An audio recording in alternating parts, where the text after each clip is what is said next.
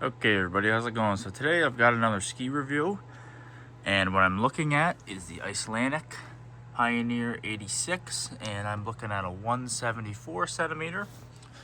A ski I recently picked up, and it's funny, I was reading about it last week and watching some reviews, the limited ones that they are, and I thought it sounded like my type of ski, and then I ended up in a ski shop local to me and they had a half price, so I was like, well, let's give it a shot. So in this 174, we're looking at 121 in the tip, 86 in the mid, and 108 in the tail, which produces a 17 meter turn radius. And if you're in a 182, these will be a 19 meter turn radius. And then the size down, which I believe would be a 166, is a 15 meter turn radius. So a longer turn radius, which can be helpful if you're looking to make a mogul type turn. If you're looking to just kind of pivot, make some slashy turns, that can be very helpful along radius. If you're looking to carve, you got to let it run a little bit, let it get a little speed before you can really lay it on edge, which is fine.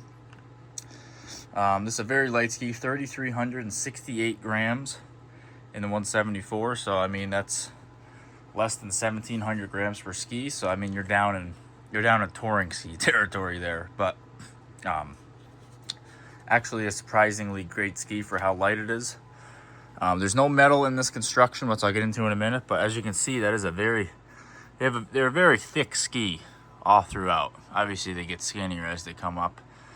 But down here around the bindings, right where they get mounted, that is a nice thick ski. So they have 5 millimeters of camber. So, and as you can see, I'll try to show you.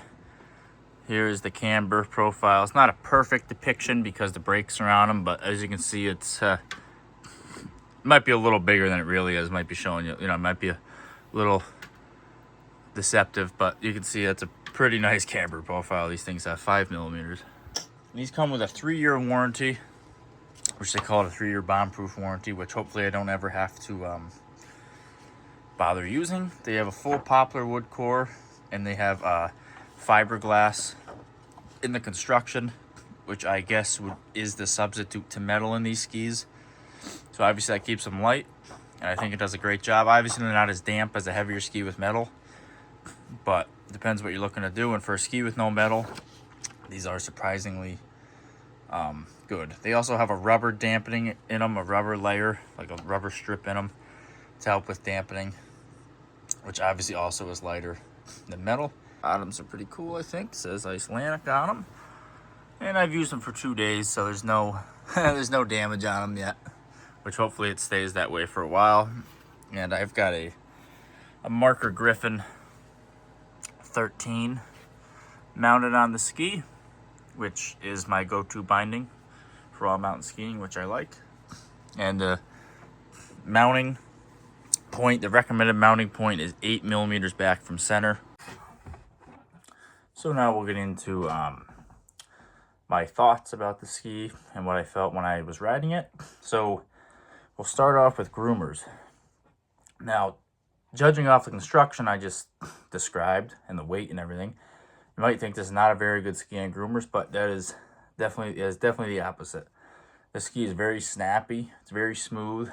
It really punches you into the next turn when you're carving. And you would think with the camber it would have a lot of up and down pop, which it does have up and down pop, but it's more of it more punches you into the next turn. If you really get into it, it can be a violent transition in the next turn, which in a good way though. It really throws you into the next turn. They're pretty good on hard pack, which on the website it says that they're supposed to be designed for. And I was kind of skeptical having no metal, but I ski on the East Coast. In the last 2 days, the conditions were fairly well, but I did hit some hard pack. If you're making like short skidded turns down a head wall on hard pack, these hold great. If you're carving on hard pack, they're not bad for the construction. They're pretty good, but you got to watch. They won't necessarily skid out and kick out, but they'll kind of try to separate. Like one ski will try to walk out on the other one. So you just got to watch. It could have been a little bit of my error too. Obviously, I'm not a professional. I'm not Ted Ligety. But in the they're pretty good on groomers overall. You got to watch at high speeds a little bit. Since they're so light, they can get a little wobbly and the tips can kind of cross.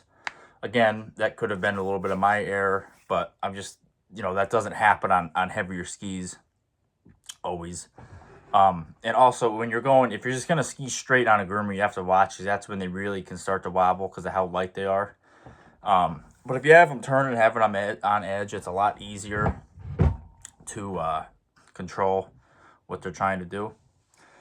So I would not be scared to bring these on any groomer anywhere and carve with them anywhere, even being how light they are and having no metal in them. I'm willing to give up a little bit of groomer performance for what they're able to do off piste, which is what I'm going to get into now. So off piste, I mean, this is an insanely nimble and quick ski off piste. I brought it in tons of moguls. I brought it in the trees, and I was very, very impressed by it. Now, I was looking at maybe getting a Solomon Stance 90 or an 86, which I've skied the 90. I actually have a review on the 90 if you look back at my channel if you're interested in that. And I skied the 90, Solomon Stance 90 the moguls, and that ski is very good. The moguls, you can kind of wash the tail out. Like, you can kind of just really slide and pivot the tail. These skis, these Icelantics, are just as quick as them in the moguls, but you have to make a little bit different of a turn. You have to kind of stay up on them. They want to be on edge. They want to be, you got to dig them in a little bit more if you're trying to make a real quick turn in the bumps, instead of just washing the tail around. They just ski a little bit different. Like, they still have to be up on them and drive them in the moguls or the trees. Like, you can't just be lazy on them if you really want to get the full effect out of them. But if you can, once you feel what they actually want to do, they're insanely quick. And they're one of the best skis, if not the best ski I've ever ridden in moguls, in an off-piste snow where you have to be nimble on your feet. So if that's something you're looking to do is moguls or trees, and you're not as focused on ripping groomers at Mach 1, then I think this is a great option.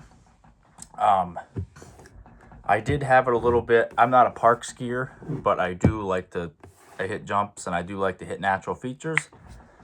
This is definitely not the most supportive ski when it comes to landings.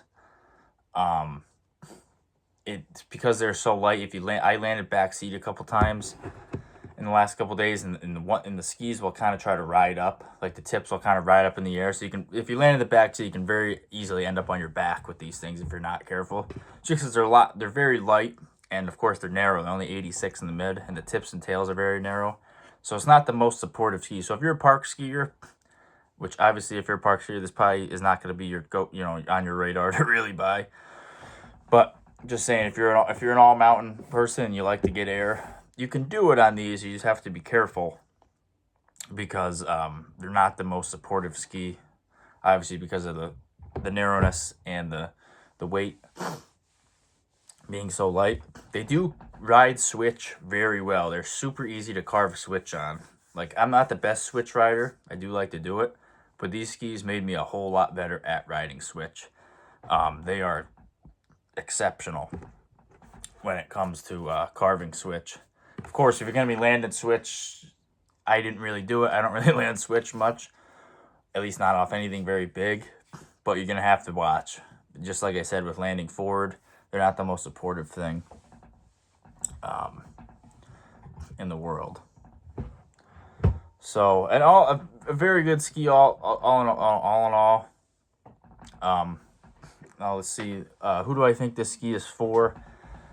I think if you're an East Coast rider and you really like to go off trail and you like to ski moguls and trees and anything that's not a groomer, and I think this is a great ski. Maybe you have a ski to carve with in the morning, a little heavier ski with metal. Even if you don't, you could probably get by all right. Just if it's super icy, you might have to kind of be careful. But if you're someone that needs something light and nimble, I think this would be a great option for you. If you're a Western skier, I'd say you could probably use this ski anytime it's low tide when it hasn't snowed in a while, like this year. I think that obviously if you're out there, you're gonna have something for when it snows, because I didn't ski the ski in any fresh snow, but I can tell you it's probably not going to be very good.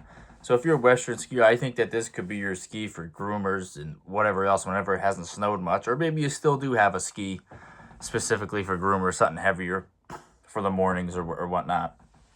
And then, you know, obviously maybe you have a powder ski. So, pretty good ski all throughout. Definitely worth giving a look. And definitely worth giving Icelantic a look, you know, all in all throughout the brand. They have lots of other skis. This is the only Icelantic I've ridden. I've been pretty impressed by it. So, definitely worth giving them a look. So if you have any other questions, let me know in the comments below. And check out my other 2 ski reviews. I got a Solomon Stance 90 and a Head Super Shape E-Rally, if you look back on my long form videos. And I'm going to try to get on some more skis hopefully this year and make some reviews if I can. And obviously if I buy anything else, I'll do a review on that. So any questions, let me know down below, and see you guys in the next one.